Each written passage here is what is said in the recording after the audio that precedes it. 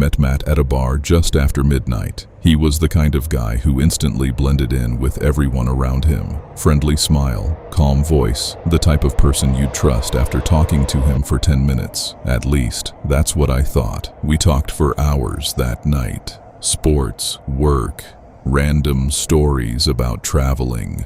Nothing felt off. Actually, he felt normal. Too normal. After that night, we started hanging out every couple weeks, grabbing drinks, watching games, driving around late at night, with music blasting through the speakers. But looking back now, I realize something disturbing. I never actually knew anything real about him. Not where he worked, not where he lived, not even if Matt was his real name. Every conversation somehow circled back to me, my life, my habits, my family. And back then, I didn't notice how carefully he listened, like he was collecting pieces of me. About 2 months later, he invited me on a hiking trip to Arizona. He said he knew a remote area with incredible mountain views and abandoned trails tourists never visited. At first, I said no, but he kept bringing it up, saying things like, "Come on, man, you need a break. It'll be unforgettable." Eventually, I agreed. That decision still messes with me. We drove for almost 10 hours through empty highways and desert roads. At first, the trip felt normal, but the farther we got from civilization, the quieter Matt became. Not awkward quiet, watching quiet. Every time I looked out the window, I could feel him glancing over at me, like he was waiting for something. We finally reached this isolated campsite surrounded by dry trees and massive cliffs. No nearby campers, no signal, no lights for miles, just darkness. Matt seemed excited about that part. "That's why I love this place," he told me. "Nobody can bother you out here." Something about the way he said it made my stomach tighten. That first night, we sat near the fire drinking beer while the desert wind moved through the trees. Matt kept asking strange questions. "What would your family do if you disappeared? Does anybody know exactly where you are? You trust me, right?"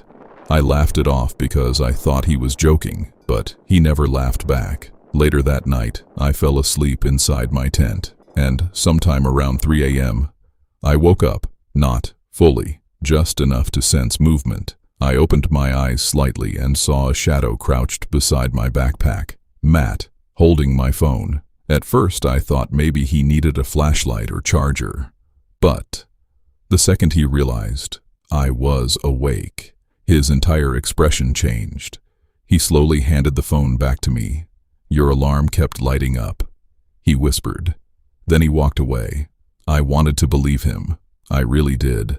But something felt wrong after that. Very wrong. The next morning, I checked my phone. Several apps had been opened during the night. My messages, my photos, even my maps history. I asked him about it casually. His face instantly went cold. "You accusing me of something?" The friendliness disappeared for just a second, and I saw something underneath it. Something angry, predatory. Then suddenly he smiled again, but that fake smile somehow felt worse. That day, we hiked deeper into the mountains. No trails, no signs of people, and Matt kept leading us farther into isolated areas where nobody would hear you scream. At one point, I realized something terrifying. He never once checked a map.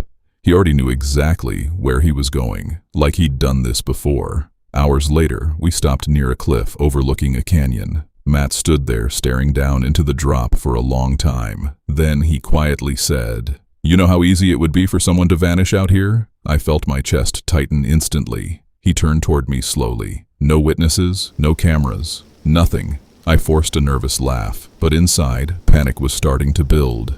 Every survival instinct in my body was screaming at me that something was horribly wrong. That night was worse. I pretended to fall asleep early, but I stayed awake listening.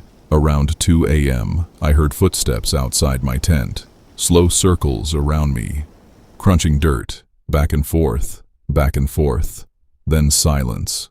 A few seconds later, the zipper on my tent moved slightly, very slowly, like someone testing if I was awake. I stopped breathing. The zipper paused, then closed again. I heard footsteps walking away. I didn't sleep at all after that.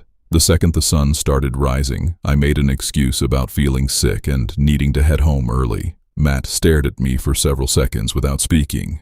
Just staring. Then he smiled again. "That's probably smart," he said quietly. The drive back felt endless. Every time I checked the mirror, he was already looking at me, smiling. When we finally got back to the city, I grabbed my stuff and practically jumped out of the car. Before leaving, Matt said something that still haunts me. "You're hard to read," he told me, "but eventually, everyone slips up." Then he drove away. For we were never supposed to be at that beach that late. That's what Kyle kept saying afterward. But at the time, it felt harmless. It was the middle of summer in Ocean City, almost midnight. The boardwalk was still alive somewhere in the distance, but our side of the beach was empty, silent, dark. Just me, Kyle, and Marcus. We'd brought snacks, cheap drinks, and a speaker that kept cutting in and out because of the ocean mist. Nothing unusual, nothing creepy, at least, not at first. The waves sounded strange that night. Not loud, not calm either. It was like the water was breathing. Marcus was the first one to notice it. "Yo," he said quietly. "You guys see that?" At first, I thought he was pointing at driftwood. There was something standing near the shoreline where the waves barely touched the sand. Tall, still, too still. Kyle laughed nervously. Probably some drunk dude. But even from far away, something about it felt wrong. The shape looked human, but not fully human. Its skin looked pale under the moonlight. Not normal pale, almost gray and wet, like it had crawled straight out of the ocean. None of us moved for a few seconds. The figure just stood there facing the water, not moving, not reacting. Marcus grabbed his flashlight. "Watch this," he whispered. The second the beam hit the figure, everything changed. The thing slowly turned its head toward us. I still remember the way it moved. Not natural, not smooth, like its body didn't understand how humans were supposed to move. The light revealed its face for half a second. Its eyes looked completely black. Its mouth hung open too wide. And seawater dripped from its arms onto the sand. Then it started running at us. Fast. Way too fast. It didn't run like a person. Its arms jerked violently at its sides while its legs moved in these long, unnatural strides. Almost like a spider trying to imitate a human being. Kyle screamed first. Marcus dropped the flashlight instantly, and we ran. I could hear the thing behind us hitting the sand. Wet footsteps. Fast. Closer every second. None of us looked back. We just sprinted toward the parking lot as hard as we could. I remember hearing Marcus crying while he ran. Actually crying. That terrified me more than the creature. Marcus never cried. We reached Kyle's car and threw ourselves inside. Kyle slammed the locks down immediately. For a second, everything went silent. No footsteps, no movement, nothing. Kyle's hands were shaking so badly he dropped the keys twice, trying to start the engine. Then, Marcus whispered, "Don't look behind us." Of course I looked. The beach was empty, completely empty. No figure, no footprints, nothing near the water. It was gone. We sped out of there without saying a word. And for a while, we tried convincing ourselves it was just some crazy homeless person. Or maybe a prank. Anything that made sense. But deep down, all of us knew what we saw wasn't normal. Because normal people don't move like that. And normal people don't disappear. Things got worse a few days later. Kyle called me around 3 in the morning, sounding terrified. He said he woke up and saw someone standing at the foot of his bed. A tall figure, dripping wet, just staring at him. He turned on the lamp, and it vanished.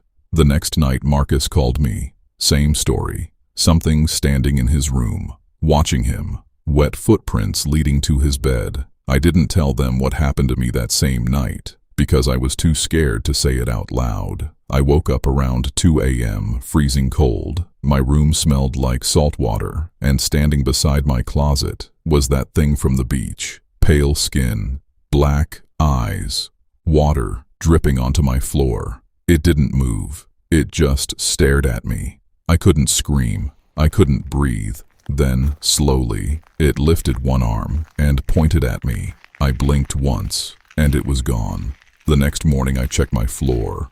There were wet footprints beside my bed. All three of us kept having the nightmares after that. Always the same thing. The beach, the sound of waves, and that figure standing far away in the dark, waiting for us.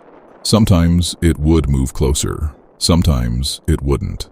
But every dream ended the same way. It would suddenly start sprinting toward us, and right before it reached us, we'd wake up, gasping for air. We never went back to that beach again, and we never spoke about that night to anyone else. But even now, years later, whenever I hear waves at night, I think about that thing standing at the shoreline, watching us from the dark, waiting for someone else to shine a light on it.